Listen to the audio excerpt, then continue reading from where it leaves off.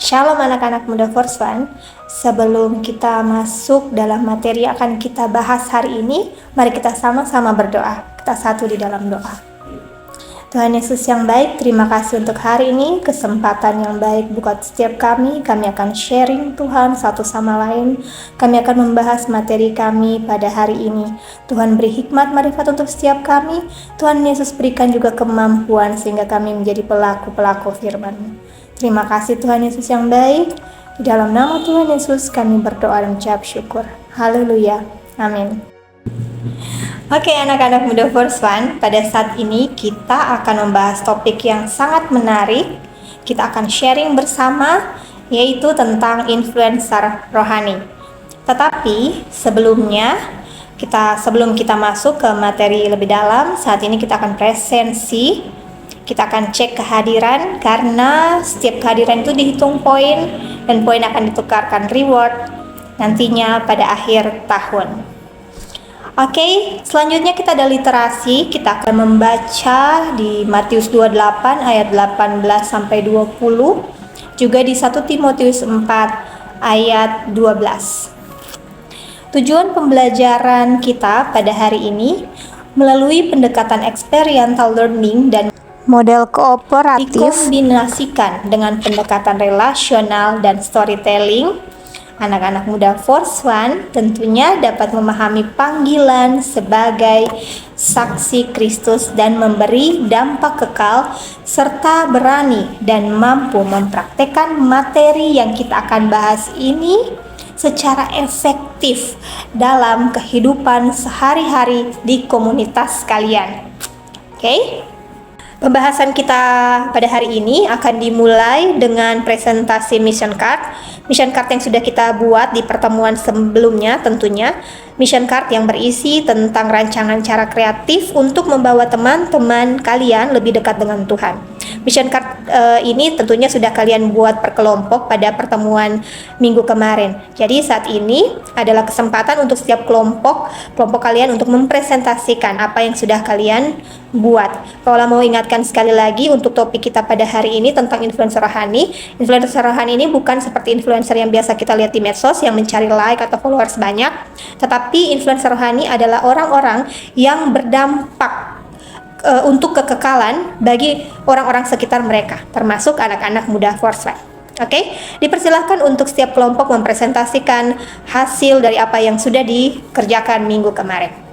Baik, selanjutnya kita masuk ke pendalaman materi. Mari sama-sama kita renungkan apa yang akan terjadi jika orang-orang di sekitar kita terbiasa hidup dalam dosa, menjadi budak dosa. Mereka terus melakukan dosa tanpa mereka bisa keluar dari lingkaran dosa itu. Mereka tidak tahu bagaimana cara untuk keluar dari hal-hal yang buruk itu. Mereka terus terbiasa berada di situ dan tidak ada yang memperingatkan mereka. Atau mereka sedang hilang harapan. Mereka sedang depresi. Mereka sedang tidak tahu mereka harus berharap ke siapa. Seolah tidak ada harapan. Tidak ada yang memberitahu mereka bahwa di dalam Yesus ada harapan. Sehingga hal-hal, masalah mereka, pergumulan mereka itu membuat mereka depresi, yang pada akhirnya mereka menyakiti diri sendiri.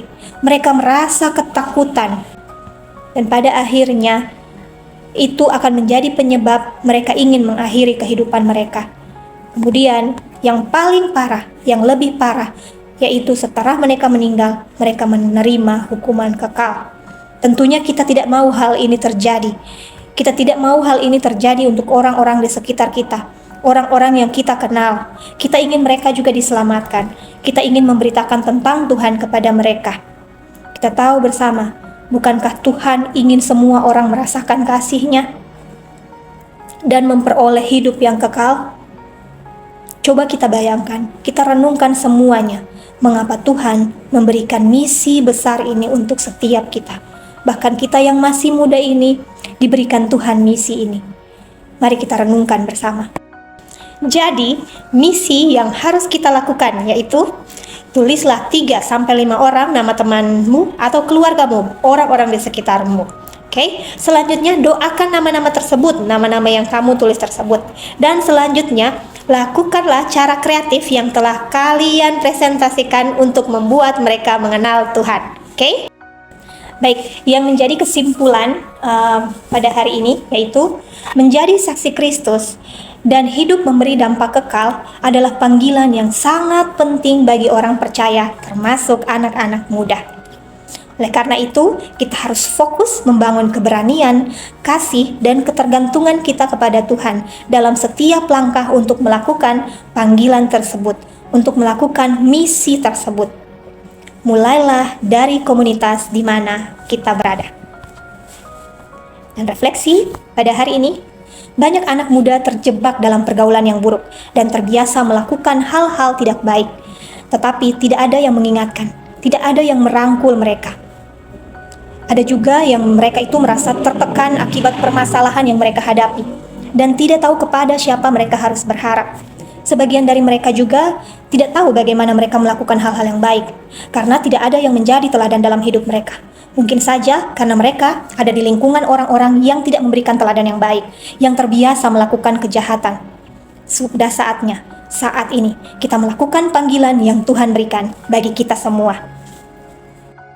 Oke, anak-anak muda First One, sampai di sini pertemuan kita pada hari ini. Terus bersemangat untuk pertemuan-pertemuan yang selanjutnya. Persiapkan materi untuk pertemuan kita selanjutnya.